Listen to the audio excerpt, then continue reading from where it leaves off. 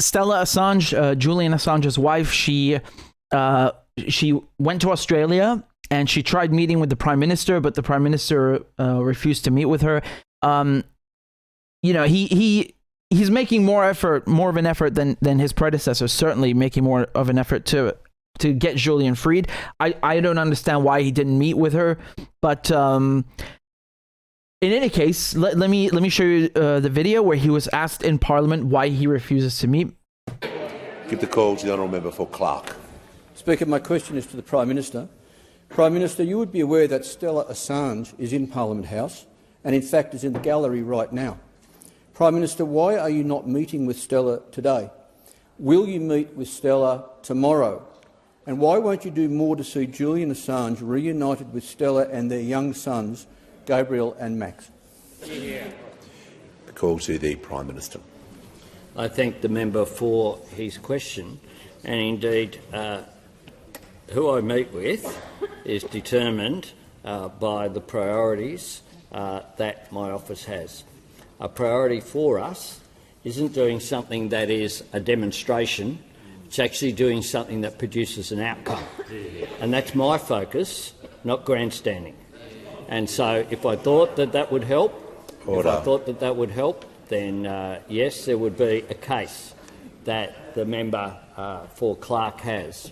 But I've made it very clear to the US administration and also to the UK administration of the Australian government's view, and I appreciate the fact that that is now a bipartisan view after the comments last week of the Leader of the Opposition, that enough is enough when it comes to the ongoing incarceration of Julian Assange, that nothing is served from the ongoing incarceration of Julian Assange.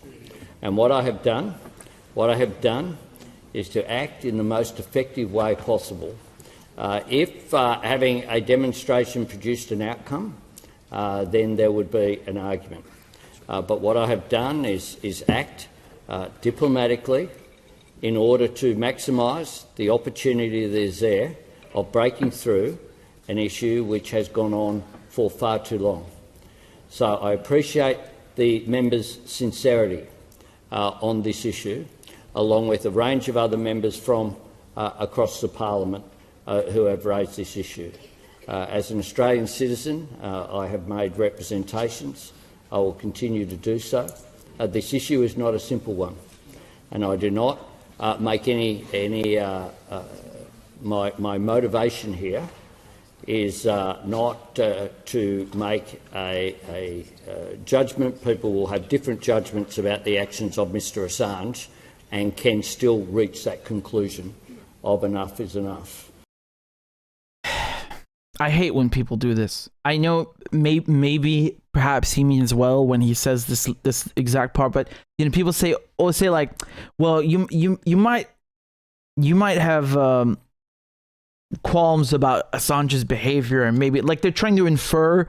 They're trying to basically imply that he might be guilty of something. Like maybe he's a delinquent, or maybe he endangered some people, but he should still be free. Why do you have to put that part in there, man? It's not necessarily. You're like adding and reviving and constantly putting this crap in people's brains that he's like somehow guilty, but he's been punished too harsh. The guy's not guilty of anything, like literally nothing. He's a freedom fighter. He's a journalist. Period. That's it. Period. You don't have to say that, oh, well, you might not like his behavior. What's not to like about his behavior? What did he do? What? He's been charged with publishing documents. Why would anyone disagree with that unless you're, a national security hawk? I don't know. I don't like that. Anyway, I'll let him finish. But it is certainly my view that this issue does need to be resolved, and I'll continue to advocate, as I continue to advocate for Australian citizens around the world. That is the role that the Australian government has. That's the role we'll continue to have. And I'm very pleased that this is now a bipartisan issue, and I acknowledge that. Yeah, I mean, look, Albanese, he's certainly better than his predecessors, but I don't think it's enough. He's saying that I don't have to meet with his wife because I'm lobbying for his release behind the scenes. Why don't you lobby for his release, on the on the international stage? Why don't you tell the Americans, if you don't release Assange, I'm shutting down Pine Gap? I mean, I think he'd be assassinated before he got away with that. But for those of you who don't know, Pine Gap is a place in Australia. It's a spy station that's jointly run by Australia and the United States. It's one of the biggest American spy stations on the planet. It's they've been used in the so-called war on terror, but it's a bit older than that. And it's funny because it's supposed to be joint effort, but there's a room in there where even the Australians are not allowed to go into, which shows you like kind of how, who's wearing the pants and who's running the show. Anyway, it doesn't matter. My point is that he could there are things that he can do to pressure the Americans in front of everyone. Number one, he could meet Stella Assange. Here's another idea. He could say that, I'm going to increase trade with the Chinese. I mean, China's already Australia's number one trading partner. I don't know how he could do that because the Americans are trying to poison the well between Australia and China the whole time. They're trying to ruin the relationship. But anyway, we're just brainstorming ideas here. He could just a wide array, just a number of ideas he could implement. He could increase Australia's partnership with China in any domain, be it economic or otherwise, right? He could simply bring Australia closer to China. He could threaten to expel US troops from Australian military bases, which, I mean, is already quite insane that they train in the same place, or that the Americans have access to a lot of their northern bases. He could say that he's going to limit slightly the number of American aircraft allowed there. He could say, I'm not going to participate in AUKUS. I mean, you might come here and say now that, well, okay, those are good things because they avoid having any confrontation with China, but it's kind of crazy to pull out of AUKUS just to get Julian Assange free. I mean, the thing is, I'm not saying that that's the only way. It's one way. There are many things that, as the Australian Prime Minister, he can do. If I were him, I'd absolutely do that. I'd say, screw you, man. I'm pulling out either way, but for now, I'm gonna leverage it against you to release him, because it's crazy that they wouldn't even acknowledge him until this year or last year, right? So they used to say like, oh, we've offered him consular support. It's a complete lie. If you ask me, they're not doing enough. Yes, it's better than nothing, but the guy's still in prison, and Australia is really, really vital to the Americans in terms of having a free Indo-Pacific, as they like to say. So yeah, leverage that against them. Why not? If you care so much about your own citizens, as you should. Here's Stella Assange speaking now. I'll just show you a tiny bit. I'll try and pick out a bit. The reality is that to regain his freedom, Julian needs the support of his home country. This is a political case, and it needs a political solution.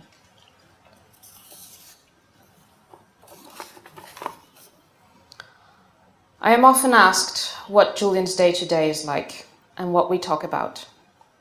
Yes, we spend time talking about the intricacies of the legal arguments or the political developments that influence the case. But most of the time, we talk about the past and about our future together. His past is here. He tells our children how he would catch yabbies and go fishing for flathead and blackfish in the Sandon River with his grandfather, Warren, or how he reared a fledgling rainbow lorikeet when he lived on Magnetic Island when he was 13. He fed the lorikeet on mangoes until it was strong enough to rejoin the wild. He tells the children about Tilly, the chestnut-coated mare, which he would ride when he stayed in the northern rivers, or how he surfed in Byron Bay as a teenager.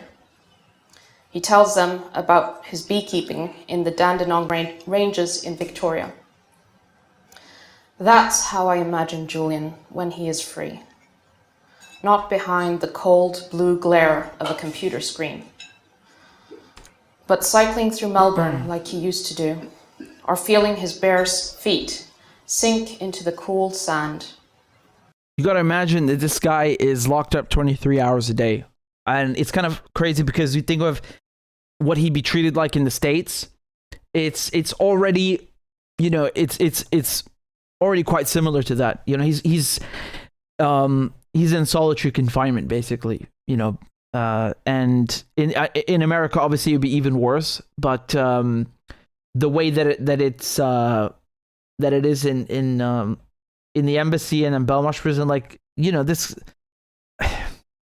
guy, only son this guy gets is when they're putting him in and out of the truck, on the way to the court. It's really, really, it destroys you physically and mentally. And then, of course, you have the concern about the Americans kind of extraterritorializing their laws. So even if you haven't published anything in America, you don't live in America, you're not an American, you have nothing to do with America, they're still going to come and kidnap you, essentially, but they do it legally, right? And call you spy. I mean, that's just insane. That's really insane. I really think that the Australian government should be doing more. It's shameful that they've allowed themselves to become a vassal of the Americans. And if you know Australia's history, the Americans basically did a coup in Australia a couple decades back, right? And ever since then, it's really been a vassal state. I mean, it started off as a British colony, a penal colony anyway. So you all, we're cousins, Anglo-Saxon. That's always there. But I still think, even if he were in the States or he's not in the States, this kind of treatment is outrageous. And I've covered his case extensively. So if you want to learn more, I have a playlist. I did, everything, the court and then the high court and the appeals. I mean, the appeal is coming just now. Actually, it's going, hasn't even really begun. But I covered it in the court. So if you want to understand his case really down to the details, I have playlists for that. And maybe someone who's on the fence, because I say that because people have propagandized the public against him, and lied about him. So if you know someone who's on the fence or someone who doesn't understand, educate them. Send them videos I've done about Assange so they understand what he's up against, because he's really just being punished for doing what any journalist does, which is publishing documents. And New York Times, Washington Post, all of these big papers, and Spiegel and Le Monde, they all used these documents. So why is he only being targeted? Because, well, he's the main publisher, but they're really criminalizing journalism. And even if he's never taken to the US, the fact that they've been able to get away with this for so long is really, it's already concerning beyond words and worrisome.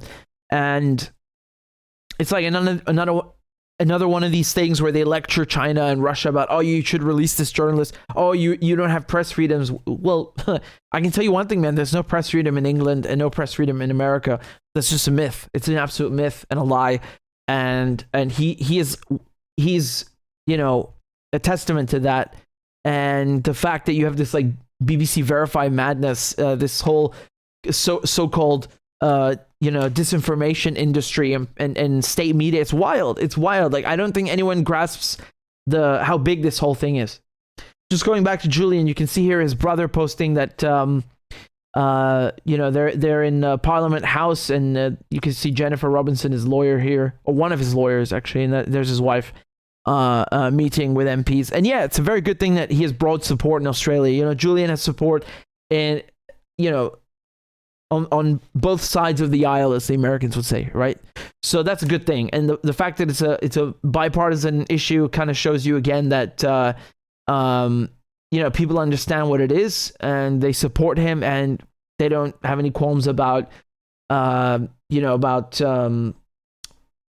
Julian in any capacity, right? They understand he's publisher, he's enough is enough, and he should be released. I've said everything there is to say about Julian, but of course the case goes on, and until he's freed, we keep lobbying for him and for the truth.